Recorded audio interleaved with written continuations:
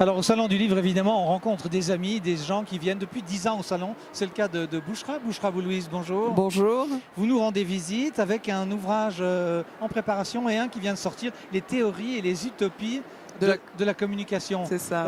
Là, ce qu'on fait, c'est une utopie ou c'est une réalité, cette interview filmée? Je pense qu'on vit toujours entre les deux.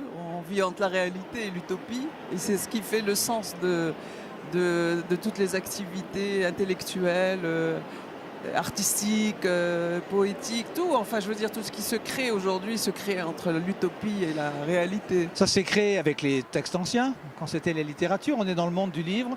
Vous avez une vénération naturelle pour la chose écrite, bien sûr. Oui, et je pense que l'écrit vient aussi des autres sources d'inspiration qui peuvent être l'oralité. On peut être très bien créateur à partir de l'oral, par exemple, ou à partir du signe ou du pictogramme. Et c'est justement les origines de la communication sont là. Absolument. Le livre prochain, c'est une autre dimension.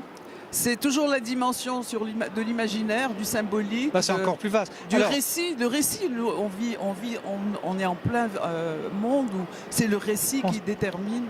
Mais depuis toujours, tous les textes sacrés, si on prend la Bible dans le monde chrétien, ça raconte l'histoire de Jésus, l'Ancien Testament des prophètes. Récits, les récits fondateurs de ce que nous sommes. Et le monde de l'islam, c'est également le texte. Exact. Et tous les monothéismes. Absolument, mais sans image. Alors l'imaginaire, ça marche?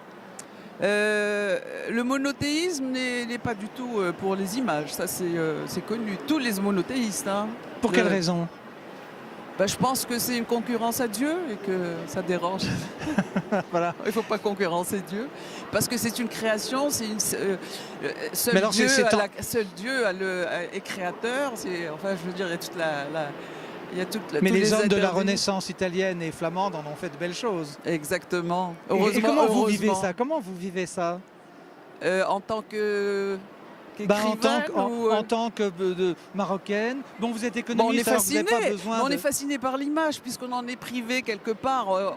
Il y a un tabou et on est fasciné par tout ce qui est tabou. Le jour où on libérera l'image, je crois qu'il y aura beaucoup moins de problèmes que crée le simulacre, la notion d'image qui revient comme étant un tabou ou un interdit. Le jour où l'image sera complètement, non pas contrôlée comme aujourd'hui.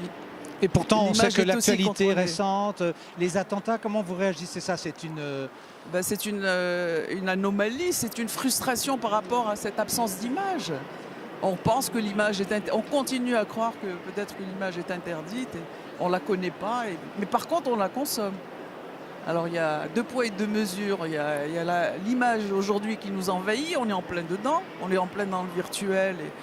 On rentre dedans, celle-là, elle ne pose pas de problème parce qu'elle est véhiculée par une technologie, par un marché, par une idéologie. Internet, etc. sur lequel on nous regarde actuellement. Par Internet, ouais.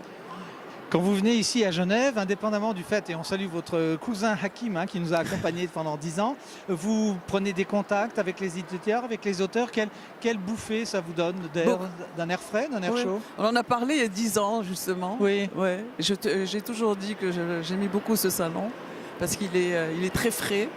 Mais par contre, il y a une chose, je vous en ai parlé tout à l'heure, c'est la place de la Suisse dans l'imaginaire. Ça serait intéressant peut-être d'approfondir un peu cette question. Et là, vous mijotez un projet. J'ai un petit projet. Bon, alors, on a un scoop, on est content en communication. Merci, Bouchra. Nous, on se retrouve toute la journée. Dans quelques instants, ce sera le centenaire des éditions Slatkin, qui sont des Suisses, qui n'ont pas toujours été Suisses. Merci, bon salon.